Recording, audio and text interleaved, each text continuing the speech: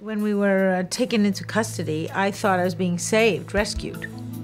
And then later on, I realized that we weren't being rescued at all, and that this was just the beginning of a nightmare that would last for 17 years.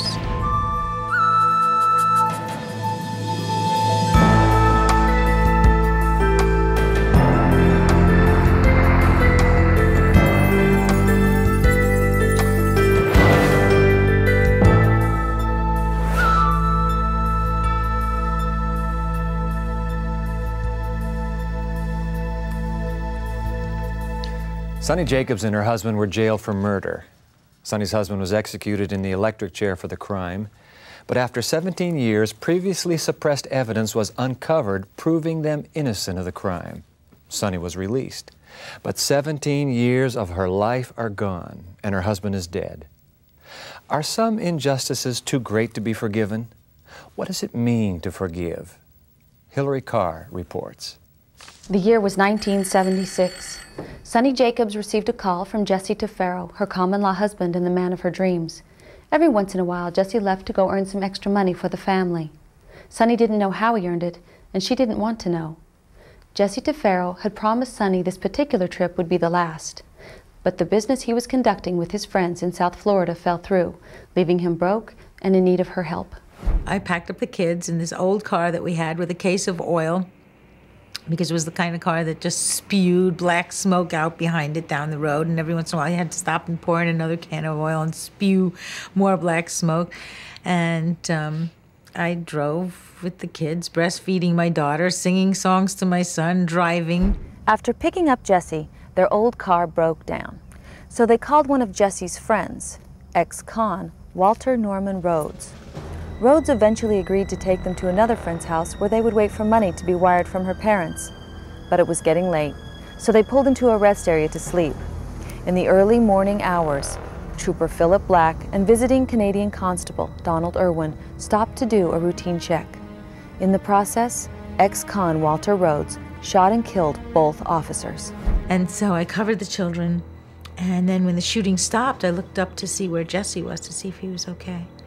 And he was standing there now in the middle of the cars, and Walter Rhodes was running from around the cars with a gun in his hand, saying that we were to take the police car and to hurry. Sunny wanted to stay behind, but because they were eyewitnesses to the murder, Rhodes threatened to kill them. He drove the terrified hostages to the parking lot of a retirement home, where he kidnapped an elderly man and stole his car. We could hear the helicopters overhead, and I knew that we were rescued at that point because it was all over. I knew the police were onto us, and there was obviously a roadblock. And so when we got to where we could see the roadblock, Mr. Rhodes made some sort of snap last-minute decision, and he swerved hard to the left, I assume trying to avoid the roadblock, and that's when the police opened fire. They had a whole line of policemen with long guns, rifles of some sort, and they basically blasted the car. It was the most extraordinary thing, because I knew that they knew there were hostages in that car, and I didn't know at the time, but the man's wife had called the police, so they absolutely knew with certainty that there were hostages, including women and children, in the car. Miraculously, Walter Rhodes was the only one hit in the barrage of gunfire. The police pulled him out of the car and placed him in an ambulance. So they took Walter Rhodes out and put him in an ambulance. They brought the old man out of the car, and then they took Jesse out of the car and handcuffed him. I was standing in the crowd at that point watching. And then a policeman came out of the crowd with his gun turned around with the butt end forward and smashed Jesse in the side of the head and knocked him to the ground. At that point, I ran over and threw myself over him, because the man had raised his gun again, and it looked to me like he was going to just smash his head in. So I covered him with my body, and at that point, I was arrested and pulled off of Jesse, and they took the children in one car, and they took me in another, and Jesse in another, and on the ride to the substation, the first of, I think, 3 police stations that we were taken to before we were finally taken to the main one, they pulled off the side of the road to argue between them, the police, whether or not to take us in or to take us over to some railroad tracks to kill us and say that we had tried to escape. Fortunately, those who argued to take them in prevailed. Sunny was taken to the police station and not allowed to see her 9-year-old son or her 10-month-old daughter. And I tried to tell them that she didn't know how to drink from a bottle, that she was nursing. No one would listen to me. And I never knew where she was taken, and I was never allowed to communicate that information to whoever was taking care of her until finally, after about a month, my parents were able to get the custody of my daughter, and then it took almost another month to get custody of my son, who was kept in a juvenile detention center in isolation because he was so young. At the trial, the prosecution bolstered its case against Sunny by intimidating a cellmate arrested for possessing diet pills. They told her she could go free if she helped them get a conviction, but could face years in jail if she didn't. It became apparent to me at that point in time that they weren't looking for truth.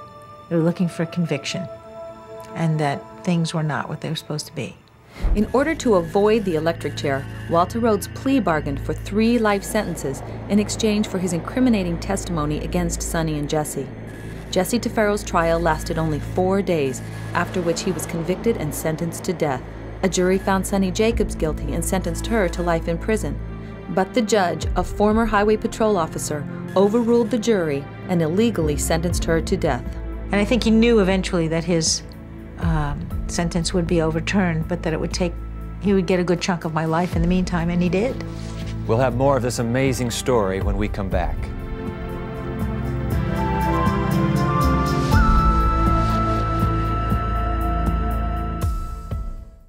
Are you looking for a way to change your life? The answer may be as easy as watching TV. Introducing Hello Channel, an exciting new channel that's designed to teach you to speak English. New opportunities will be available to you when you learn the language of the internet, commerce, travel, and diplomacy. No need to pay for your expensive schools or tutors. You can learn English by watching Hello Channel. Invest in yourself. For a brighter future, say hello. On the basis of tainted evidence, Sunny Jacobs and her husband Jesse were convicted of killing 2 police officers. Both were sentenced to death. I was very angry and very disillusioned. And I'd lost all faith in anything I'd been taught to believe in, including God. I was real mad at him. For letting this happen. I couldn't imagine. I had never hurt anyone in my entire life. I never even was in a fight. And now this. Basically, I spent the whole time in solitary confinement, which was also a form of sensory deprivation because there was no one there. They cleared out a building and put me in it. And I stayed in it by myself. I was the only one who lived in that building. So the only sound I heard was the sounds that I made, and the only movement in the room, in the cell, was the movement that I created. And so at first I was very, very angry, and I paced the floor, and it was more like a tomb than a cell, really, because the walls were made of concrete block, and the floor was cement, and it had a solid metal door with a small window in it for them to observe me on an hourly basis, write down what I was doing, but they didn't communicate with me. They wouldn't even make eye contact with me, and it was in the rules that they not. Sunny was given a Bible and a law book, pencil and paper, white pajamas, and a pair of shoes, and nothing else. She read the Bible, searching for answers by randomly opening it and reading whatever it had to say to her. Every day, it told her something she needed to know. And so one day, it told me that they don't say when I die. They just don't say. They're not really in charge of that. And so I also realized that, in a way, I'd been given a gift. You see, because they were supplying my basic needs. I didn't have to cook, clean, work. I would have loved to be with my children, but I couldn't be. So I really had no responsibilities except one. And that was, whether my life be long or short, to become the best person that I could be. On death row, what happened was I connected. I connected with a source of strength that I guess you have to be pushed into a corner to even look for. in your life. I think seeing the face of your own death has a sort of life-affirming effect, you know. It makes those days all the more precious and meaningful. After 5 years on death row, the judge's illegal death sentence was overturned and Sunny was released into the general prison population. After 5 years of silence, she talked to her fellow inmates non-stop for 3 days until she lost her voice. She had visitors again, and her life had almost regained a sense of normalcy. Then a year after I was released from death row, my parents decided that maybe they could go on a vacation for once and not have to come to prison. So they dropped my daughter off with Jesse's parents and went on for a holiday. And unfortunately, on the way, the plane crashed and they were killed. And that was the most difficult day of my life. My children were devastated once again. They lost their home and their security in the world. That was the most difficult thing for me. It was the children. I couldn't help them. I felt so helpless. Then on May 4th, 1990, after 15 years of incarceration, Sunny Jacobs' husband, Jesse Tefero, was executed in the electric chair. After his execution, Sunny's lawyers found a statement by a prison guard who had overheard Walter Rhodes bragging that 2 people were on death row for murders he had committed. That statement had been hidden by the prosecution. Jesse's lawyers said that had they had that statement before the execution, Jesse never would have been executed, and in fact, it would have been grounds for a new trial. So he might be alive today, tomorrow, for the anniversary of his death. We might be celebrating instead. And that hurts me. It's hard for me. The first year that I was out on the anniversary, on his birthday, what would have been his birthday, and the anniversary of his death, there was no consolation for me because I was free and he should have been here. 17 years after Sunny and Jesse were sentenced to death, the 11th U.S. Circuit Court of Appeals was given proof that witness testimony had been falsified. The results of Walter Rhodes' lie detector test were also falsified. Additional evidence that would have cleared Sunny and Jesse had been suppressed. On October 19, 1992, Sunny's conviction was overturned and she was released from prison. When I went in, I was a mother, 2 young children, a daughter, and a wife. I was in my 20s. When I came out, I was a widow and an orphan and a grandmother. Who can compensate you for that? Well, the answer is only you can compensate yourself, really. And in a way, maybe that's the answer in all cases. Only you can compensate yourself. So that's what I've chosen to do. Sunny struggled with her loss, with her anger, and with a sense of betrayal. She was free, but after suffering so many wounds, how could she go on with her life? We'll find out when we talk to her here in the studio, right after this.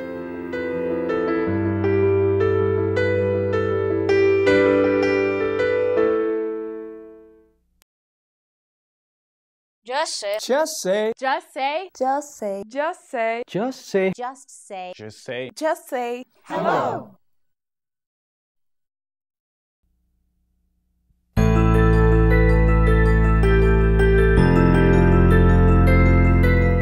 We've been recounting the amazing story of Sunny Jacobs, who spent 5 years on death row and then an additional 12 years in prison for a crime you didn't commit.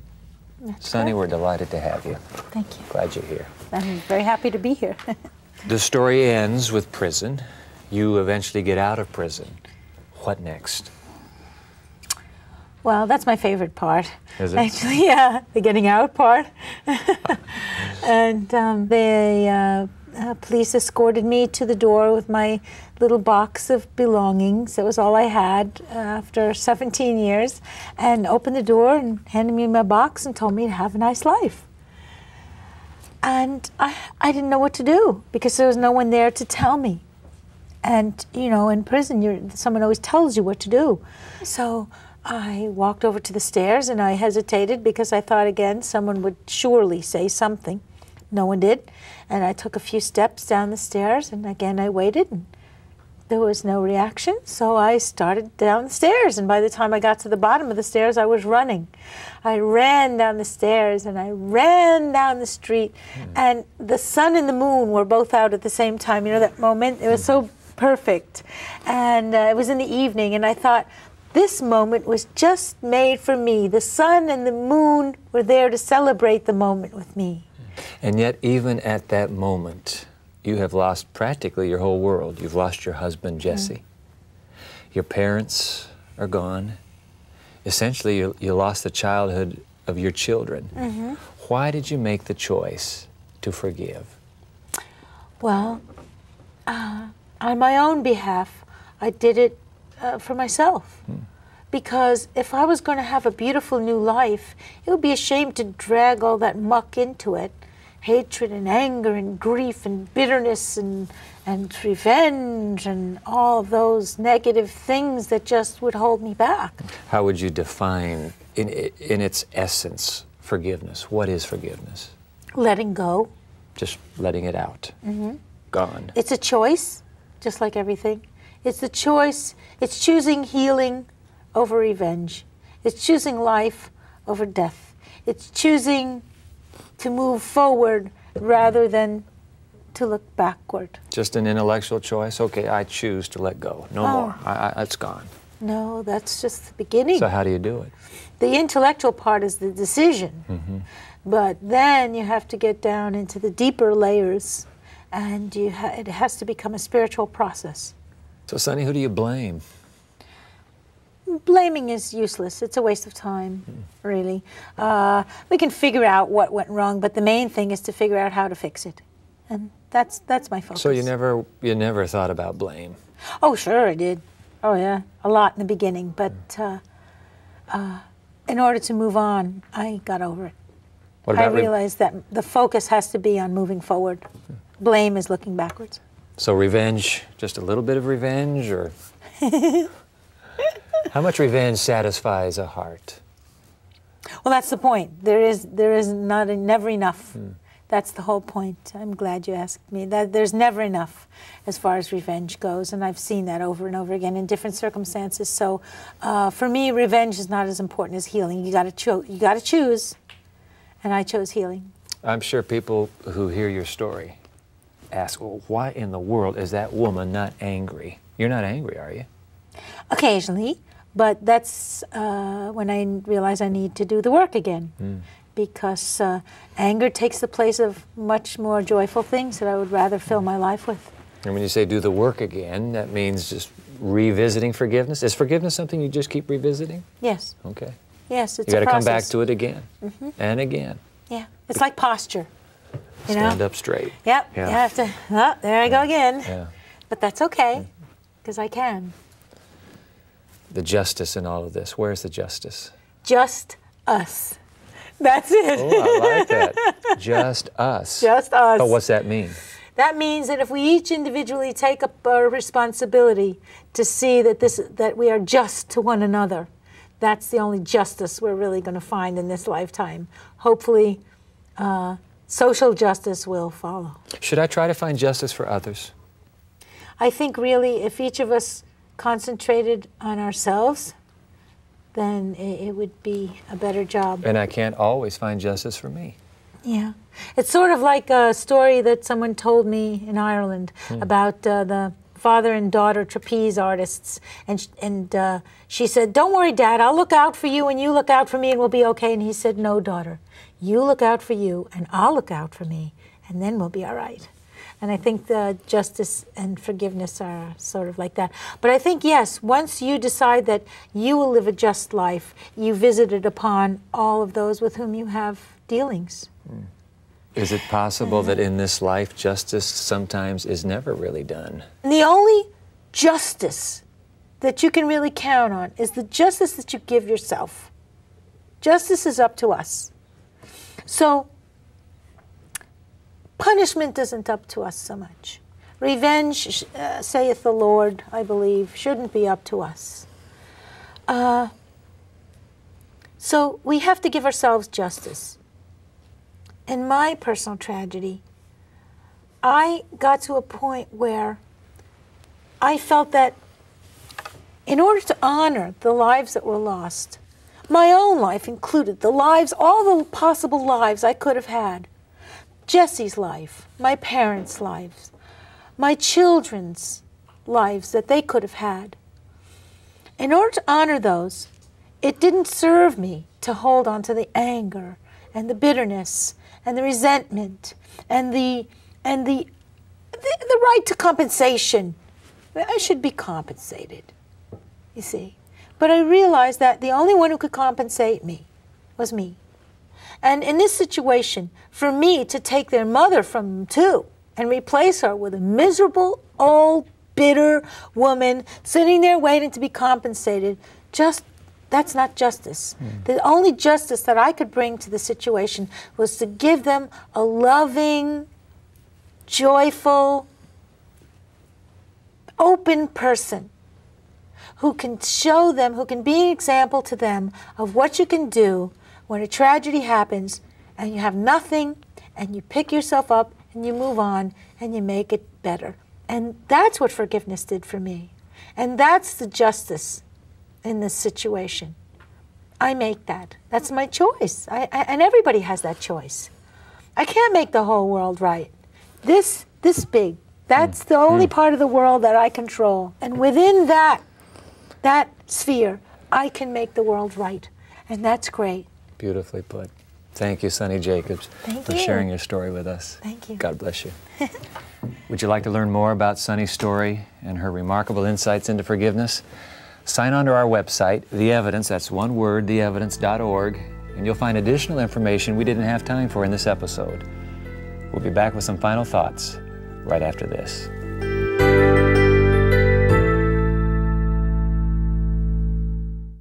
Learn English and have fun on Hello Channel. We know where they've taken her. In a defining time,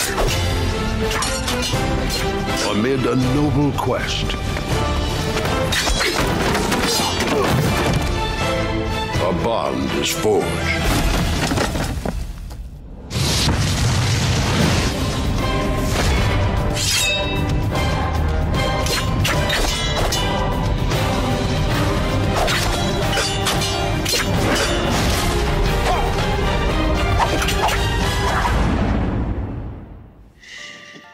We are here to save the princess. But the princess is sleeping. Sorry.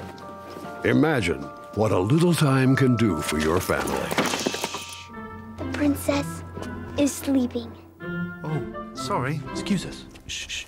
From the Church of Jesus Christ of Latter-day Saints. Sonny Jacobs' story stretches the quality of forgiveness to its human limits. But it's people like Sonny, people who have suffered terrible injustices, who show us that forgiveness is the way to rise above the pain, the way out of the anger and bitterness. Human instincts usually send us in the opposite direction. We want to hang on to that hurt, that sense of outrage. We want someone to pay so that we can feel better. But in the end, no one can pay enough to heal our hurt. Atheists and believers alike question how, in the face of so much pain, so much suffering and injustice, how can a loving God possibly exist? But could it be that the human ability to forgive such deep wrong itself comes from the heart of one who offers ultimate forgiveness? Sonny believes the answer is yes. It's stories like Sonny's that persuade me that God does exist. God does care. For me, it's easy to believe in a God who loves like that. That's what I think. I'm Dwight Nelson. Join us next time for more of The Evidence.